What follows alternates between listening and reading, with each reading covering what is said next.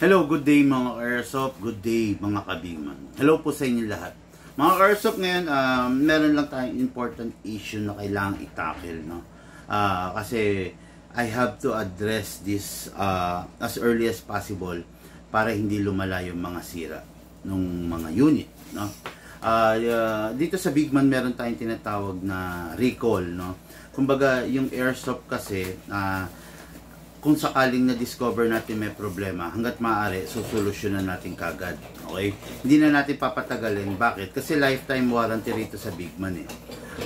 Mangyayari, pag pinatagal natin yung problema, hindi natin in-inform yung ating mga client, ang tendency is magkakaproblema.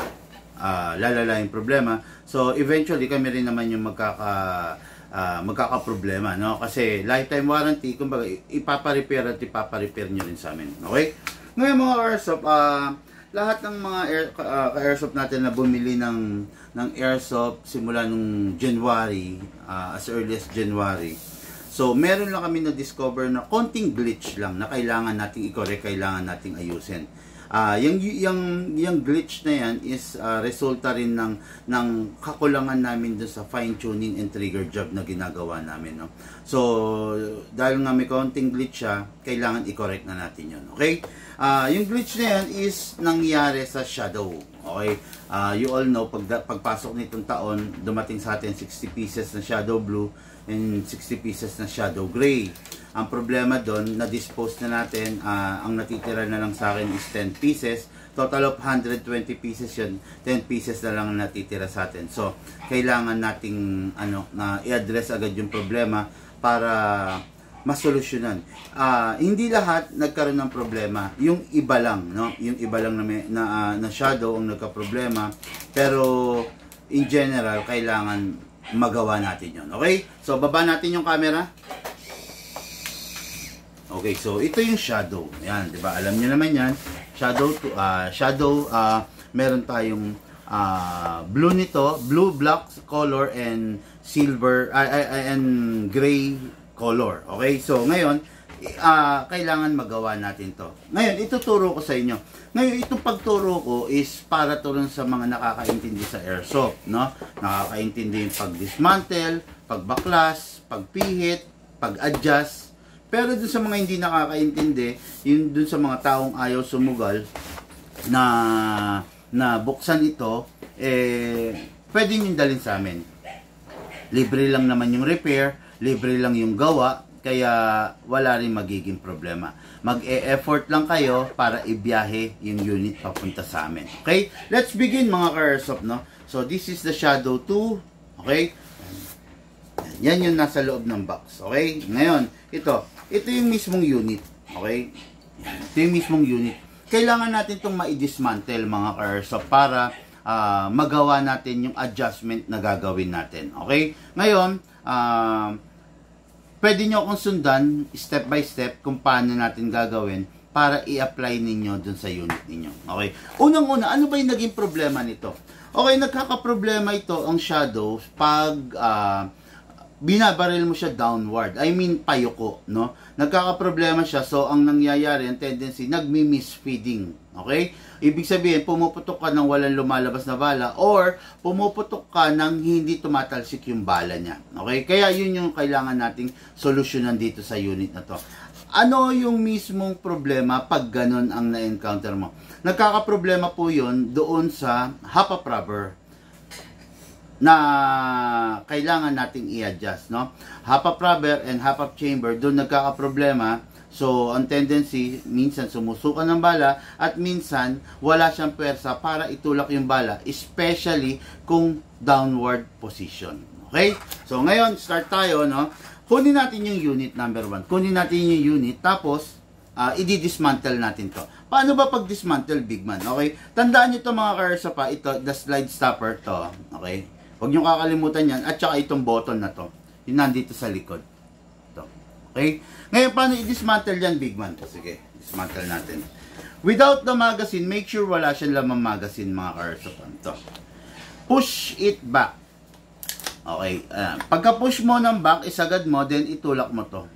Ayan. Tulak mo yan, ha. Itulak mo itong button na to. Then, ito aangat to. Itong part na to, mapapansin nyo, aangat siya. So, huhugutin natin yan. Okay, yan. Nahugot na natin. Set aside natin to mga ka-airsoft ha. Ingatan lang natin kasi baka mabali, malaglag, maapakan, mawala, mas malaking problema ang kakaharapin ninyo. Okay? Ngayon to, pagka push back mo, then naalis mo na yon yung slide stopper, push it forward. Yun. Okay, ayun na. So, set aside mo to, ingatan mo, huwag kakalabitin ng trigger, hayaan lang na nakababa ang hammer. Wala kang ibang kakalikutin, wala kang ibang gagalawin dyan. Okay? Set aside mo lang. Ngayon, dito tayo mag-focus kasi nandito yung problema. Nandito yung kailangan natin ng i-adjust. Okay? Kuha tayo, number 1, ang kakailangan mo is the flat screw. Ayan. Flat. Okay? Hindi yung pa-cross. Yung flat lang.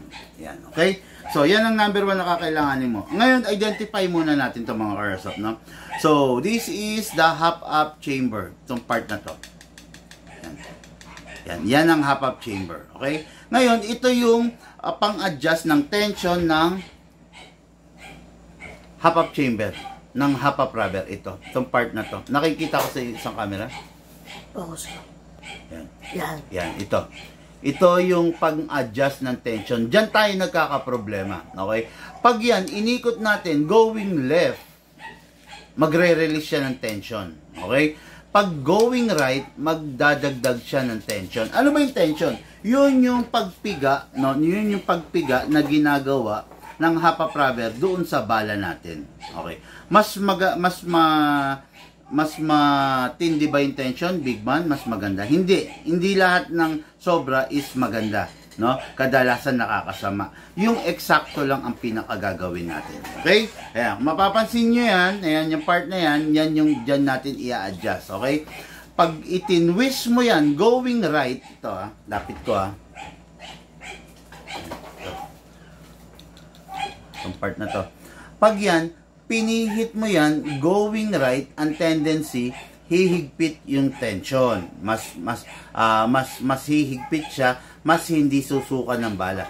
Pag itinwist mo naman yan, going left, magre-release naman ng tension, mas luluwang. Okay? Tandaan nyo, hindi pwedeng sobrang luwang, hindi rin pwedeng sobrang sikip ng tension. Okay? Yan. Ngayon, ang proper way na pag-a-adjust dyan is step by step, gradual. Hindi pwedeng isang buong ikot ang gagawin mo. Okay? Konting ikot lang, then after ng konting ikot, ibabalik ulit natin, then after natin maibalik, ite-testing natin. Pag na-test natin na hindi nakulang pa rin, magdadagdag pa rin tayo ng tension na sinasabi ko. Magpipihit pa rin tayo going to the right.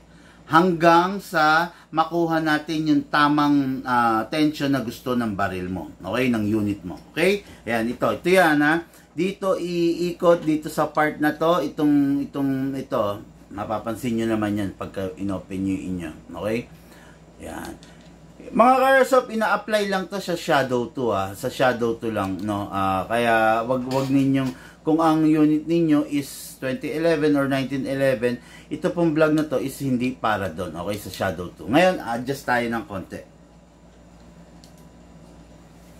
Yun.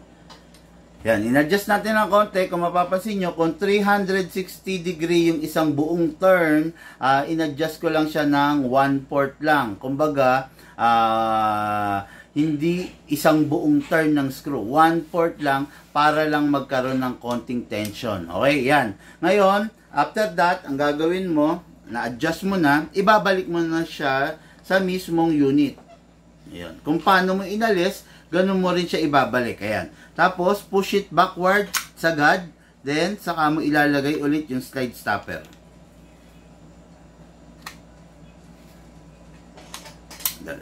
Okay, mali ako. Hindi ko na i-shoot. Sorry.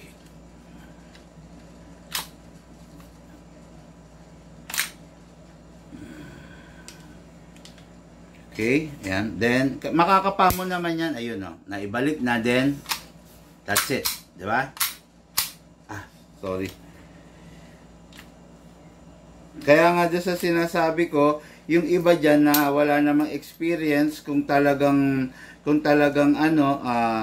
medyo alanganin kayo, dalhin nyo na lang sa amin, ha. Okay, yan. Okay, yan. Tama na, okay na, naibalik na natin, no. Ngayon, itetesting natin kung hindi na ba siya sumusuka ng bala, kung nakayuko siya. Kunin natin yung magazine, then syempre lalagyan natin ng bala.